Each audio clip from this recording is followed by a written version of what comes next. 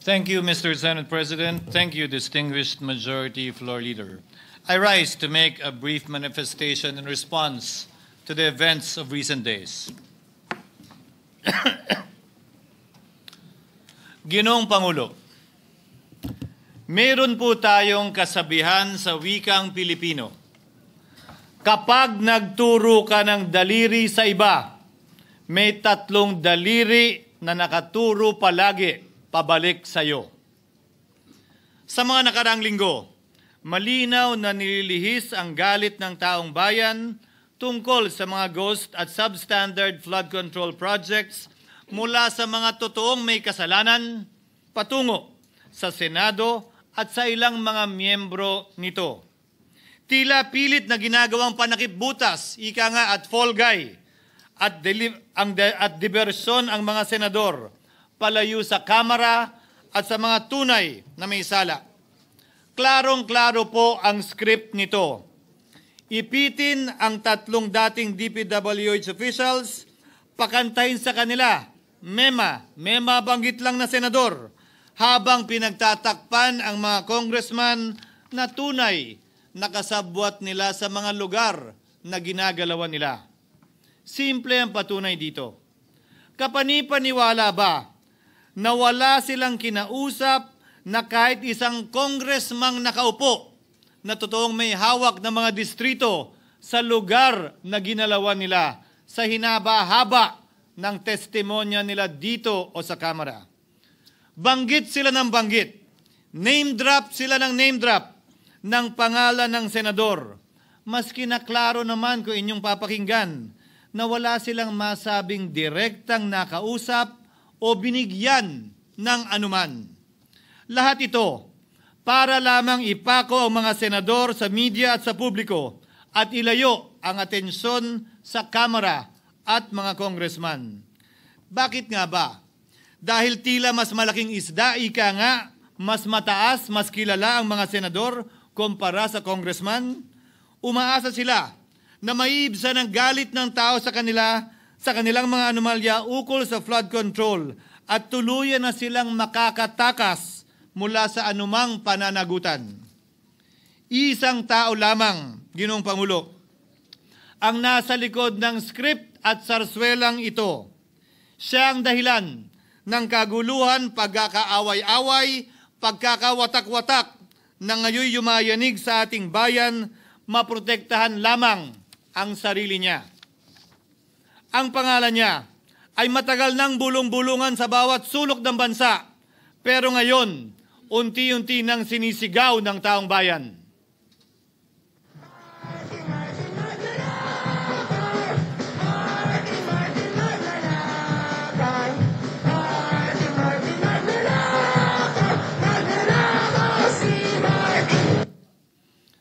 Pero Ginoong Pangulo, minamahal kong kasamahan, bakit tila sa Kamara, dito mismo sa Senado at sa ilang media ay hindi pa din nila kayang sambitin ang pangalan niya? Pues, sasabihin ko, Martin Romualdez. Minsan ang binanggit ng mga diskaya ito mismo dito sa Senado, ang kanyang pangalan. Pero agad itong pinabawi nung humarap sila sa Kamara. Binanggit ni Master Sergeant Gutesa ang kanyang pangalan. Pero ultimo notaryo, natunto nila at pinabawi nila ang pagnotaryo. Buti na lang, huli na't nasabi na niya ang pangalan ni Martin Romualdez na pinanumpaan dito mismo sa ating Blue Ribbon Committee.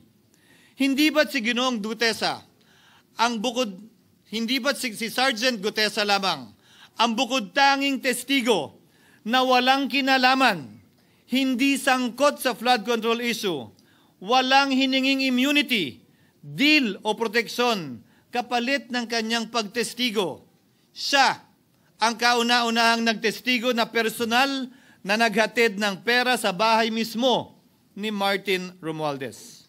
Ang salaysay niya, Ginoong Pangulo, ay kumpirmasyon ng matagal nang isinisiwalat ni Congressman Chanco at Mayor Magalong kung sino ang ulo sa paglilimas sa kaban ng bayan na ating naririnig na rin. 13,803,693 with Congressman Saldico as proponent. For the record, ang binabanggit po nating Representative Elizaldico, siya po yung chairman ng House Appropriations Committee. Walang kaduda-duda yan. Ito nga, hirap na hirap silang banggitin pa yung isa sa mga mastermind nila dyan, si Saldico, hirap na hirap pa silang banggitin. May isa pang mas mataas sa kanya? Hindi naman gagalaw yun kung walang... Siyempre, hindi naman gagalaw yun kung walang pahintulot yung mas mataas sa kanya. Just the House Speaker. 330. Ginoong Pangulo, pahintulutan niyo po ako magkwento ng konti upang patotohanan ang mga salitang ito. Taong 2023 nung tinalaga si Ginoong Kiko Laurel bilang kalihim ng kagawaran ng agrikultura. Bilang suporta sa kanyang mandato, tinanong ko noon ang isang simpleng katanungan sa budget process natin. Bakit mas malaki ang pondo ng flood control kesa sa agrikultura? Why is it that the budget for flood control is bigger than the budget of the Department of Agriculture or the agriculture sector as a whole? The fifth biggest allocation, not even a department, is flood control. And allocating a measly 31 billion for irrigation, for rice. Why? Pagkatapos po noon, tinulungan ko siyang bawasan ang flood control budget at idagdag sa 2024 budget ng Department of Agriculture. Aniya, tumawag daw sa kanya si Congressman Zaldico dahil pinapatanong daw ni Speaker Romualdez, bakit binawasan ang pondo ng flood control? Ngunit wala nang nagawa si Congressman ko dahil sinabi niyang pasayan ng Pangulo. Nung termino ko rin po bilang Pangulo ng Senado, maraming beses po akong tinanong ni Pangulong Bongbong Marcos tungkol sa panukalang budget para sa 2025. Sinabi ko po sa kanya ang buo at tapat na katotohanan para malaman po niya ang tunay na larawan at sitwasyon ng pambansang budget para sa taong yon. Ito marahil, Ginoong Pangulo, minamahal kong kasamahan, ang isa sa mga dahilan kung bakit pinag-utos ng Pangulo ang pag-veto at pag-for late release o FLR at pag-hold ng malaking bahagi ng budget nila. Marahil, isa rin ito sa mga dahilan kung bakit ninais ng Pangulo na matanggal si Congressman Zaldico bilang chairman ng House Committee on Appropriations dahil sa mga inilahad ko at marahil na-discover din ng Pangulo kaugnay sa 2025 budget. Hindi malayo, Ginoong Pangulo, na naganap din ang mga ito noong 2023, 2024 at mga nauna pang budget kung saan napakaraming ghost at substandard projects ayon kay Secretary Vince Dizon at ayon mismo sa talumpati ng ating kasamahan na si Senator Ping Lacson.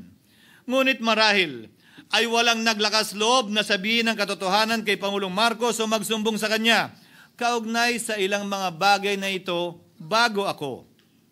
Nais ko din pong kumpirmahin ang sinabi ni Congressman Toby Chanco na ang pag-file ng impeachment complaint laban kay Vice President Sara Duterte ginamit na paraan ni Speaker Romualdez para mag-release ng pondo nila na naka-FLR or for late release bago mag-eleksyon. Maski na alam po niya na hindi po ito kayang talakayin ng Senado hanggang sa Hunyo pa mula nung simula. Ulitin ko, ginamit ni Martin Romualdez ang FLR at ang pangalan ng Pangulong Marcos upang itulak ang kanilang unconstitutional na impeachment complaint. Sabi nila, pumirma kayo dahil kung hindi lalabas ang pondo nyo na naka-FLR bago mag-eleksyon. Subalit, Ginoong Pangulo, hindi ito umubra.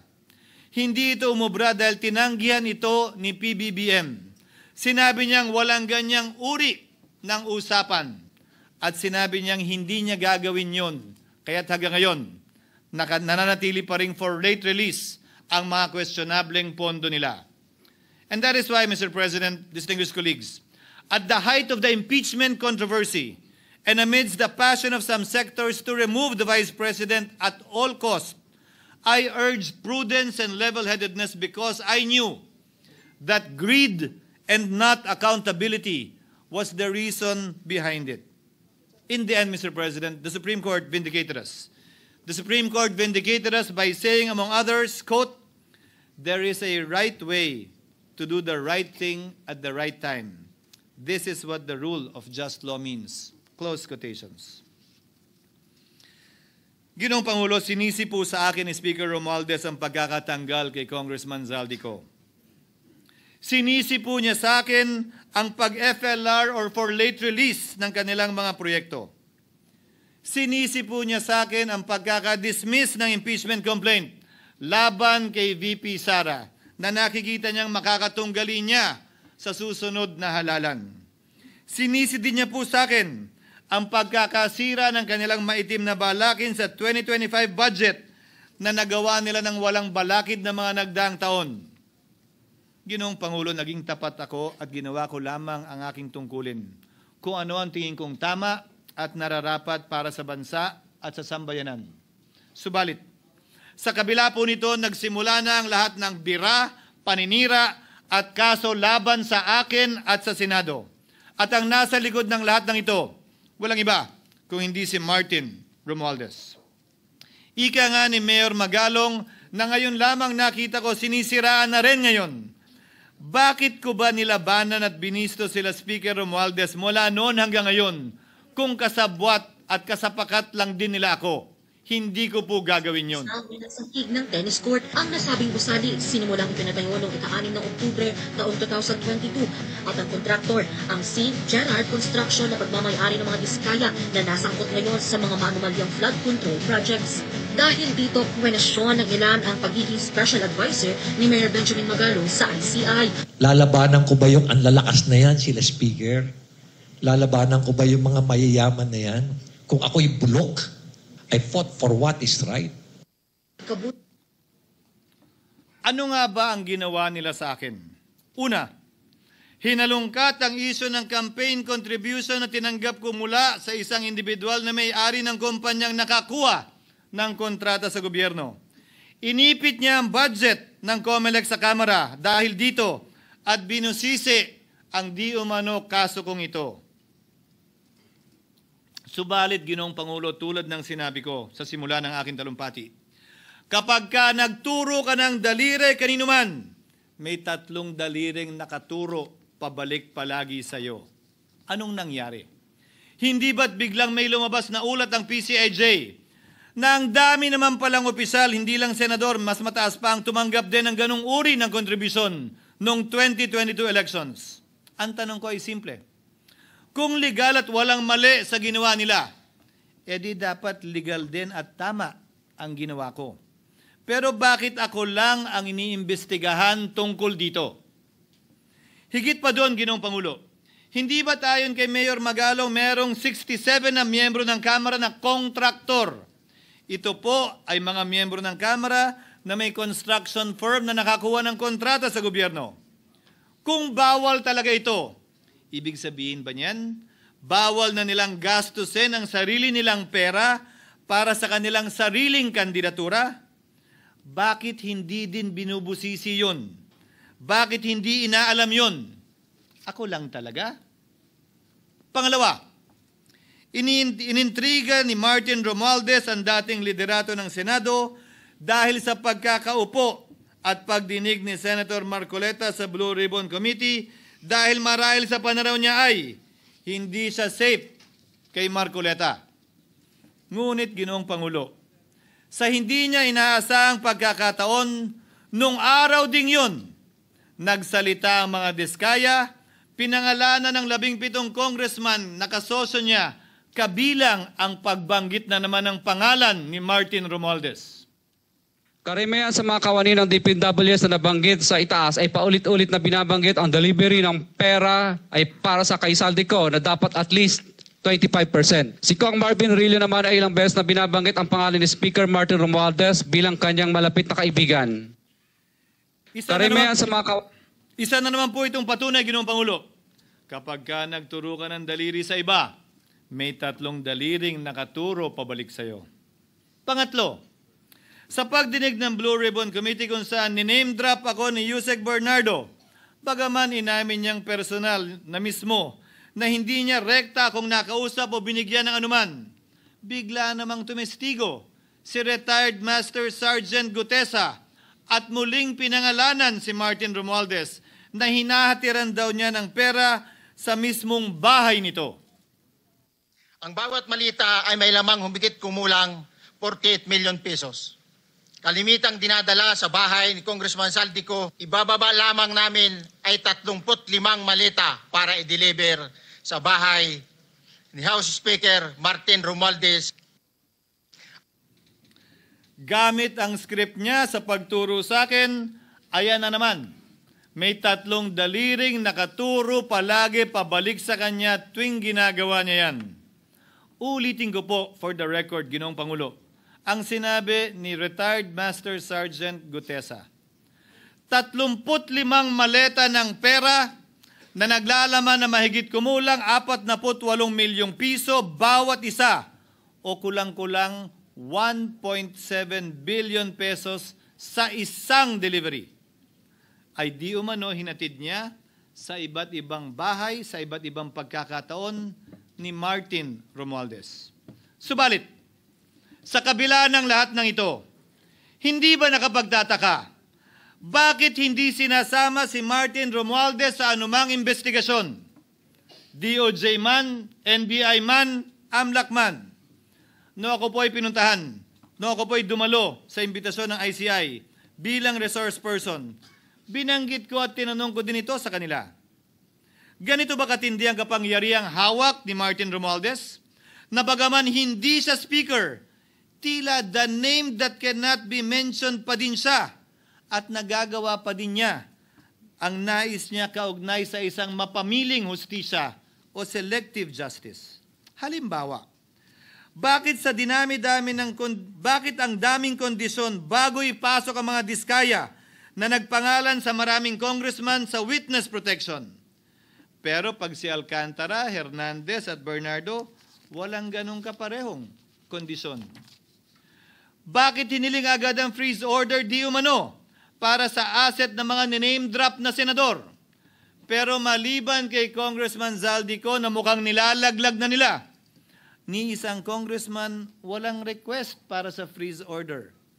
Pagdating naman kay Martin Romualdez na dineliveran ng bilyong piso sa bahay mismo niya, ang sabi ay, quote, "We will work on it lang."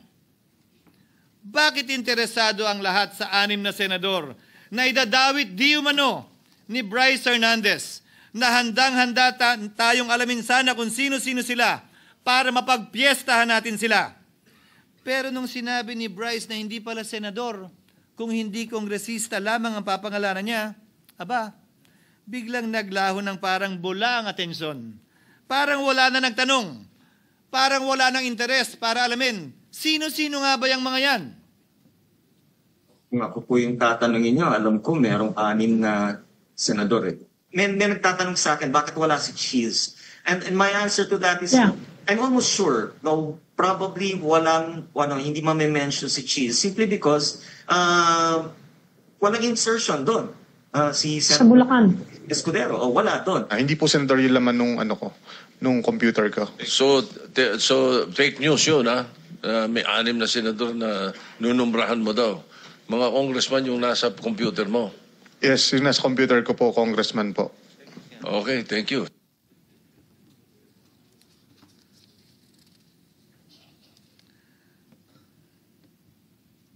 Nagkataon lang ba, Ginoong Pangulo, na ang mga nakaupong senador na dinidiinan sa ngayon ay ang dating Pangulo, dating pro tem, dating punong mayoriya ng Senado, na lahat nagkataon din lang ba na bumoto kontra sa depektibong impeachment ni Vice President Duterte o talagang tinumbok lang kami? In other words, Mr. President, are we truly for transparency and accountability, or are we merely offering a politically convenient sacrificial lamb in an attempt to appease the rage of the people? What is painful, Mr. President, is that along the way, reputations have been disparaged and tarnished. Innocent persons have been implicated, and the Senate is slowly but surely being destroyed. Nagkataon lang po ba na ang lahat ng ito o ito'y sumusunod sa isang script, direksyon at basbas ni Martin Romualdez? Sa kanyang script na naglalayong ilihis ang galit ng bayan mula sa kanya at sa mga kasabwat niya at ituro ito sa Senado at mga senador. Ginoong Pangulo, ang script at sarswelang ito ay di uubra dahil napakalayo po nito sa katotohanan. Napakasama sa panlasa at tinitiyak ko sa inyo, hindi po ito matatanggap at lulunukin ng sambayanang Pilipino. I've been in public service for 27 years. I've never been accused nor charged with corruption. This is the sterling record which they are trying to tear down, and I tell you, they will not succeed. I will defend myself, Mr. President, against these malicious and false allegations. In fact, I have already filed and will be filing necessary and appropriate charges against my accusers and prove them wrong. And with the help of the Almighty, I will be vindicated and declared innocent, I am sure. Kaya ko po ipagtanggol ang sarili ko, Ginoong Pangulo. Ngunit, Ginoong Pangulo, sino po ang nagtatanggol sa ating institusyon? Kaya't ang aking tanging hiling po sana sa inyo, Ginoong Pangulo, at sa ating mga kasamahan sa Senado. Labanan po ninyo at huwag niyong pahintulutang ang mapamiling hustisya na lantarang nangyayari sa harap natin ngayon. For what is happening now is selective justice and mob justice. Members of the Senate have been thrown off a cliff before the court of public opinion in an attempt to mollify the people's rage, thereby covering up the real perpetrators and giving them a chance to get away. Mr. President, I will not allow justice to be weaponized against the innocent to protect the guilty. Because this corrodes the legitimacy of the law before our people's eyes. Wala pong naniniwala. Bagkos lahat nagtatanong, bakit walang congressman na kasama sa investigasyon? But what about the other congressmen in Bulacan? Why haven't they been questioned? Called out, yeah. You think that they do not know what's going on? Ginoong Pangulo, mga minamahal kong kasamahan, huwag po tayong sumunod sa script ni Martin Romualdez. Labanan po natin ang script na ito. Pasagutin at imbestigahan lahat ng niname drop at nabanggit, congressman man, senador man at iba pang opisyal, at dapat kasama dito si Martin Romualdez. Ginoong Pangulo, hindi ba natin nakikita na pili tayong pinag-aaway-away? Mayaman, mamamayan laban sa lingkod bayan, lokal laban sa nasyonal na opisyal, congressman laban sa kapwa congressman, at ngayon, senador laban sa kapwa senador, pamilya laban sa pamilya, Pilipino laban sa kapwa Pilipino. Ginoong Pangulo, tandaan po natin, mas madaling manipulahin at ang nag-aaway at nagkakawatak-watak na bansa. At ito ang eksaktong gusto nilang mangyari. Ito, sa aking paniniwala, ay bahagi pa din ng script at sarswela na nais palaganapin ni Martin Romualdez upang lituhin, guluhin, linlangin at sirain ang ating lipunan at bansa para lamang huwag siyang mabisto. Sana ay huwag nating payagang mangyari ito. Ginoong Pangulo, tulad ng sinabi ko sa simula ng aking talumpati, sa kada mapang-akusa at mapanghusgang daliri na ituturo ninyo sa inyong kapwa, lalo na kung walang basihan, merong 3 daliring palaging nakaturo sa iyo pabalik. Sana po, maging mapanuri tayo. Huwag dali-daling magturo at maghusga dahil lamang sa napakinggan. Huwag tayong sumabay, kumampi, at magpadala sa script at sarswela ni Martin Romualdez. Kung kayo ay kakampi ni Martin Romualdez, pues sumunod kayo sa gusto nila. Una, maniwala kayo sa mga sinasabi ng testigo niya na nagtuturo lamang sa mga senador. Pangalawa, ibuhos niyo ang galit niyo sa Senado at ng mga senador at palayo kay Martin at sa mga congressman. Pangatlo, pagdudahan at sirain niyo si Sergeant Gutesa na bukod tanging hindi nakinabang at walang bahid at hiningi anumang kapalit sa pagsabi ng katotohanan. Pangapat, huwag niyong payagang mabanggit man lang ang pangalan ni Martin Romualdez. Panglima, huwag niyong payagang ipatawag si Martin Romualdez sa anumang investigasyon. Pang-anim, huwag niyong payagang imbestigahan si Martin Romualdez at mga kasamahan niya saan mang lugar. Ako, Ginoong Pangulo, hindi ako kakampi ni Martin Romualdez. Kaya lalabanan ko siya at lahat ng panglilinlang niya. Una, papatunayan kong hindi totoo ang mga panggigipit at paninira ng mga testigo niya laban sa akin at mga senador.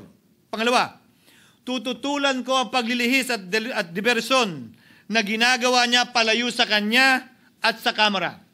Pangatlo, hindi ko papayagang sirain ang mga senador pag away-awayin tayo at sirain ang institusyon ng Senado. Pangapat, pinaniniwalaan ko at saludo ako kay Sergeant Gutesa at iba pang katulad niya sa paglabas ng katotohanan. Panglima, hindi ako matatakot banggitin ng paulit-ulit ang kanyang pangalan, Martin Romualdez. At ipaglalaban kong ipatawag at imbestigahan si Martin Romualdez at lahat ng kanyang mga kasangkot at kasama. Ginoong Pangulo, mga minamahal kong kababayan, kung nais niyong lumitaw ang katotohanan, kung nais niyong panagutin ang tunay na salarin, kung nais po niyong makulong ang tunay na may kasalanan, huwag ninyong kampihan si Martin Romualdez. Punitin natin ang script ni Martin Romualdez at higit sa lahat, huwag magpadala, huwag sabayan, huwag maniwala sa sarswela na nilalako ni Martin Romualdez. Maraming salamat.